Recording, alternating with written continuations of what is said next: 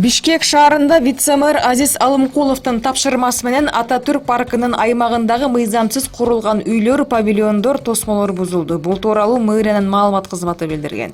Бир жума мурун мыйзамсыз салынган 7 павильон сүрдүрүлгөн.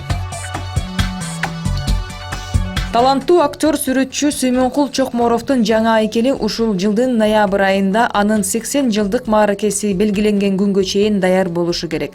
Бул тууралуу Азаттыкка Сүймөнкул Чокморов атындагы коомдук фонддун директору Сагынбек Абдрахманов кабарлаган. Анын айтымында эстеликтин узундугу 3 метрдей болот. 2017-жылы Бишкектин Чүй жана Тыныстанов көчөлөрүнүн кесилишине тургузулган айкел Сүймөнкул Чокморовго окшошпой калгандыгы үчүн Маданият министрлигинин көркөм кеңеши аны алмаштыруу тууралуу чечим чыгарган. Быйыл жайында кайрадан 4 этаптан турган сынак өтүп, 18 катышуучунун арасынан Азамат Абдрахманов тандалган. Жаңы эстелик ушул айкелдин ордуна коюлат.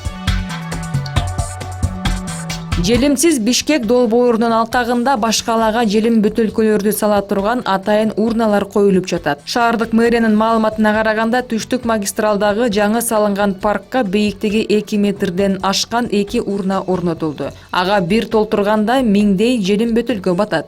Мэрия бөтөлкөнүн формасындагы инсталляция урнасын жасоо көп каражатты талап кылбай тургандыгын жана бөтөлкөлөрдү ошол жерге чогултуп, аларды кайра иштетүүгө жиберүүгө ыңгайлуу экендигин билдирди. Долбоордун авторлору бөтөлкөлөрдү топтолгон көлөмүнө жараша кечки саат 12ден таңкы саат 5ке чейин жыйнап кетип турат. Алар мындай урнадан дагы 60ты жасоо боюнча ишкерлер менен сүйлөшүп жаткандыгын билдиришкен. Бир урнанын баасы 7000 сомго чыгат.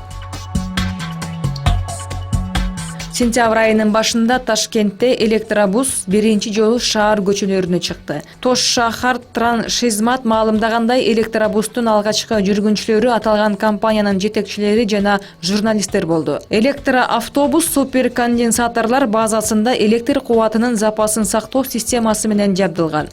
21-25 чакырымга чейин электр энергиясы менен жүрөт. 6-8 мүнөт ичинде дүрмөттөлөт. Электробуска орточо 90 жүргүнчү батат. Электробус Ташкентке сыноо иретинде алынып келинди. Таиландтын 77 провинциясынын 32синде нөшөрлөгөн жаандан улам пайда болгон топон суудан 28 адам каза тапты. Метеорологиялык департаменттин маалыматына караганда, жаандан улам жаңы топон суу кайрадан Таиландтын түндүк жана түштүк-чыгыш райондорунда пайда болуусу күтүлүүдө. Акыркы 10 күн аралыгында 28 адам каза болгон, 370 миң үй жабыркаган. Ошондой эле 5 ири унаа жолун суу каптаган.